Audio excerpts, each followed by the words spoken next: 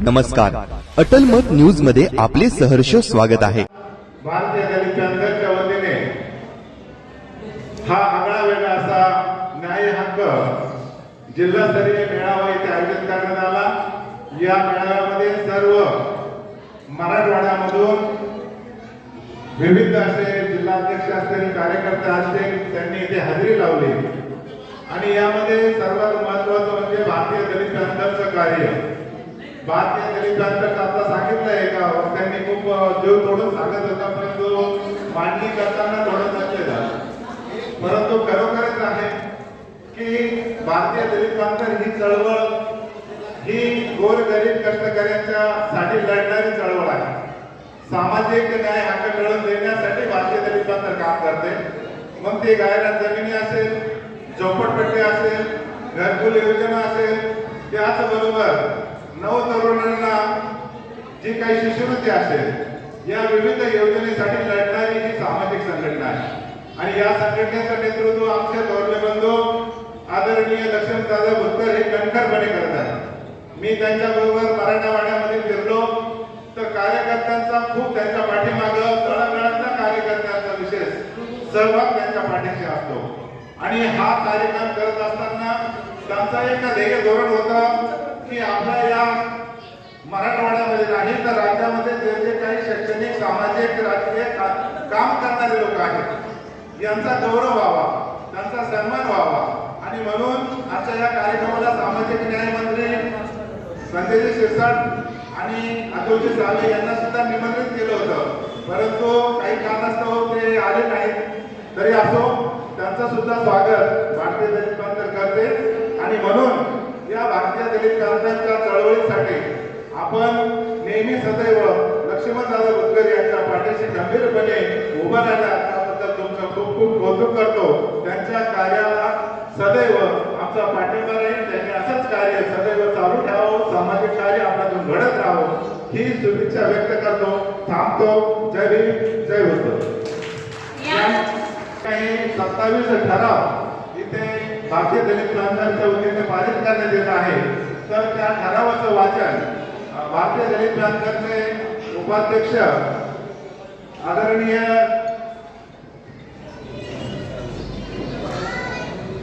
मारुतीजी कांबळे साहेब हे करतील।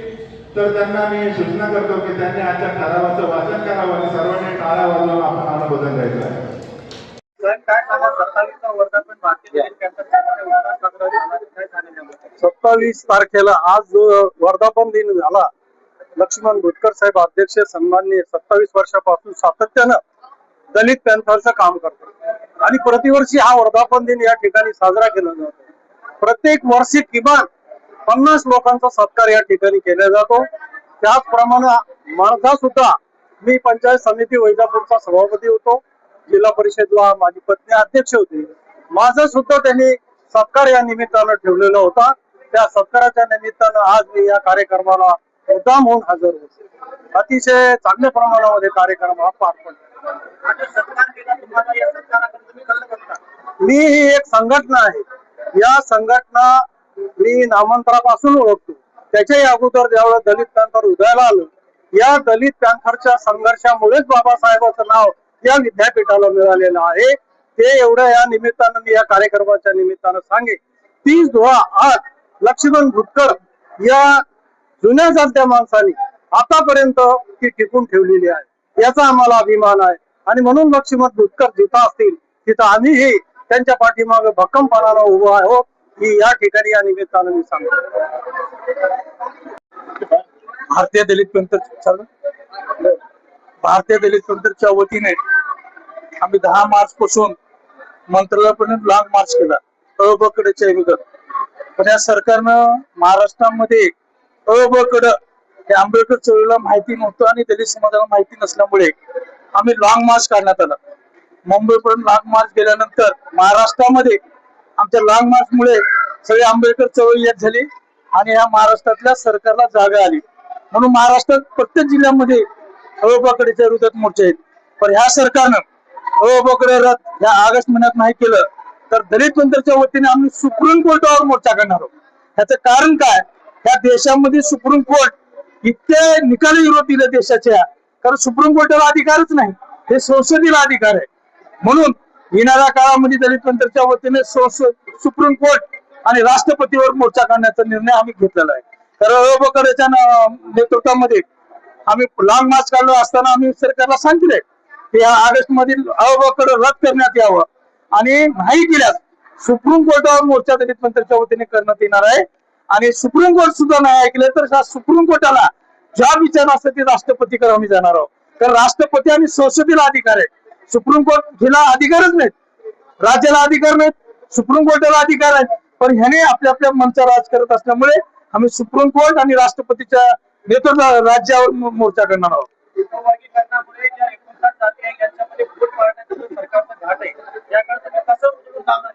नाही, एकच जाती विरोधात गेलेली आहे, बाकी सगळे 58 जाती आमच्या सोबत आहेत. लॉंग मार्च मध्ये सगळ्या जाती आहेत, नगरसेवक आहेत, जिल्हा परिषद मेंबर आहेत, आमदार सुद्धा आहेत. आमच्या लॉंग मार्च मुंबईमध्ये जाण्याच्या पहिलंच सगळे आमदार एक झाले. ह्याच्या लॉंग मार्चच्या इतकं ताकद झाली की सगळे महाराष्ट्राचे आमदार एक मोर्चाच्या पहिले एक झाले. फक्त एक आमदार दलिताचा विरोधात गेला, बाकी 29 आमदार आमच्या सोबत आहेत.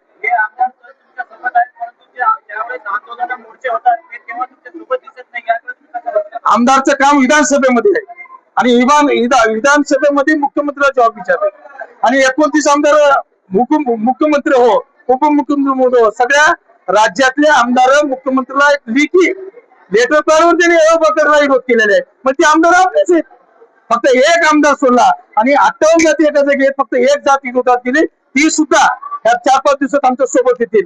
काल बघतील असेल मातंग समाजाचे सगळे लोक पुण्याच्या मोर्चात होते आमच्या. आता उद्या सुद्धा औरंगाबाद मध्ये मातंग समाजाचे सगळेच लोक मोर्चात राहणार आहेत. याचं कारण उदार आहे, हे बघा, हे जेबीएम जे लहुजी हे 1995 ला मी जेबीएम जे लहुजी आणले. आज या कसबेला माहित सुद्धा नाही जे लहुजी काय.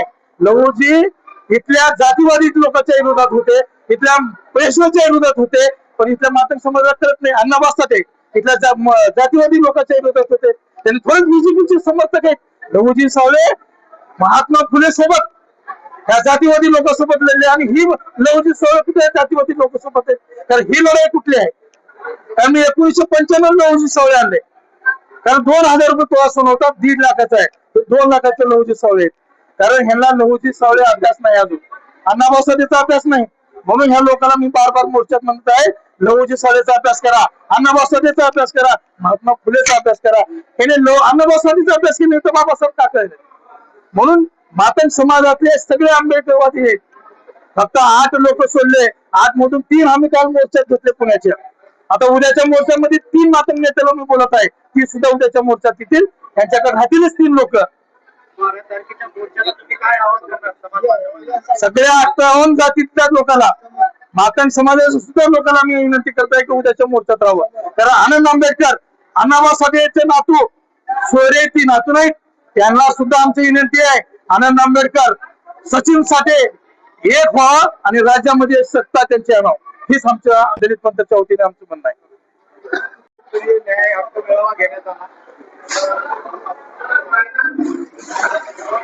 भारतीय दलित पॅंथर राज्यस्तरीय न्याय हक्क मेळाव्याच्या माध्यमातून हा 27वा भारतीय दलित पॅंथरचा वर्धापन दिन 27 ठराव या ठिकाणी सन्माननीय महाराष्ट्राचे उपाध्यक्ष, उदगीर नगर परिषदेचे नगरसेवक यांना त्याचं वाचन केलं आणि 27 ठराव या ठिकाणी पारित झालेले आहे. आणि 27 ठराव प्रत्येक महाराष्ट्रातल्या जिल्ह्यामध्ये जिल्हाधिकारी यांच्याकडे या निवेदनाद्वारे आम्ही निवेदन करून त्या जिल्हा अधिकाऱ्यांना ज्या काही त्यामधील मागण्या आहेत, त्या 27 मागण्या प्रत्येक जिल्हाधिकाऱ्याने प्रत्येक जिल्ह्याच्या या राज्यातील त्या खऱ्या अर्थानं त्यांच्या माध्यमातून सोडवाव्यात किंवा शासन प्रशासनाला त्या कळवाव्यात.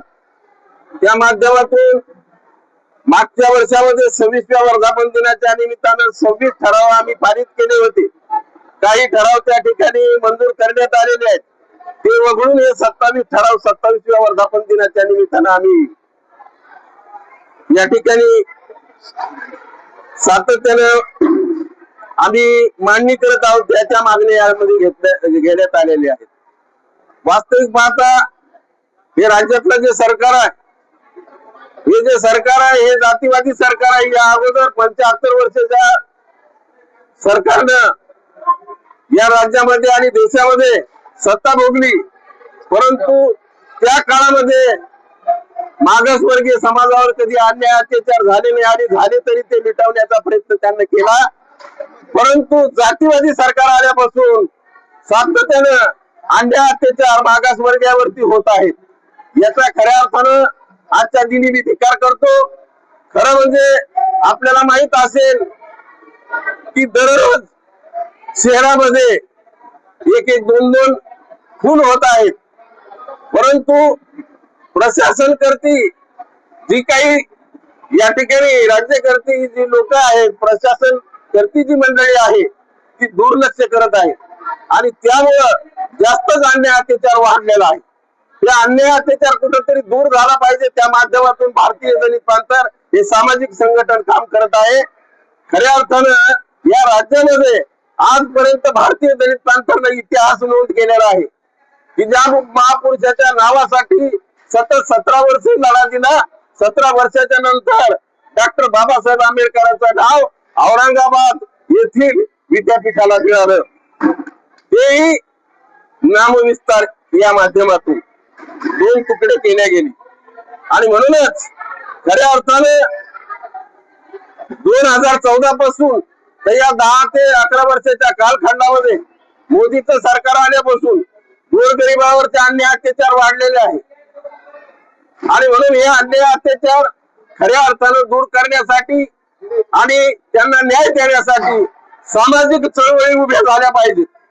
डॉक्टर बाबासाहेब आंबेडकर म्हणाले होते, सामाजिक चळवळी जर समजा व्यवस्थित चालणारी मंडळी असेल, कार्यकर्ते चांगले असतील तर समाजावरचा जो अन्याय अत्याचार आहे तो दूर करण्याचं काम त्यानं केलं पाहिजे आणि ते आम्ही करत आहोत. परंतु या माध्यमातून काय झालेलं आहे की आता उपवर्गीकरणाचा जो प्रश्न आहे, खरं म्हणजे लहान आणि मोठा भाऊ तर आम्ही म्हणणार नाही, परंतु आम्ही भाऊ आहे, भावाभावामध्ये झगडे लावण्याचं काम हे राजकीय पुढारी करत आहे. त्यांच्या खऱ्या अर्थानं त्यांना वोटिंग होण्यासाठी आणि आमचं वोटिंग फोडण्यासाठी आमची फार मोठी ताकद आहे. 59 जातीला डॉक्टर बाबासाहेब आंबेडकरांना खऱ्या अर्थानं तुम्हाला अधिकार दिला, आरक्षण दिलं. त्या आरक्षणाच्या माध्यमातून नगरसेवक होऊ शकतो, सभापती होऊ शकतो, आमदार होऊ शकतो, खासदार होऊ शकतो आणि कार्यक्रमाला न येणाऱ्या पळून जाणाऱ्या आमदारांसारखे आणि या ठिकाणी मंत्री देखील होऊ शकते. परंतु या वोटिंगमुळे आणि तो अधिकार डॉक्टर बाबासाहेब आंबेडकरांनी या 59 जातीला आम्हाला दिला आणि आमच्या जातीमध्ये आमची एकी फोडण्याचं काम हे खऱ्या अर्थानं हे गद्दार सरकार करत आहे. याचा मी धिक्कार करतो आणि म्हणूनच उद्याचा जो 12 तारखेचा मोर्चा आहे, आनंदराज आंबेडकर डॉक्टर बाबासाहेबांचं वंशज, त्यांचं रक्त, बाबासाहेब आंबेडकरांचं रक्त म्हणजे आमचं हृदय आहे आणि त्या मोर्चामध्ये 12 तारखेचा सर्व पंथर तनमन घालून आम्ही जास्त संख्येने उपस्थित राहून वर्गीकरण जे आहे ते कुठंतरी थांबवा, नाही तर तुम्हाला येणाऱ्या इलेक्शन मध्ये पंथर पाडल्याशिवाय राहणार नाही असा इशारा या ठिकाणी मी देत आहे. लक्ष्मण नागा भोकर हम तुम्हारे साथ है. किसको बोलते हैं भाड़ को आया ना, उसको तो चल रहा ना.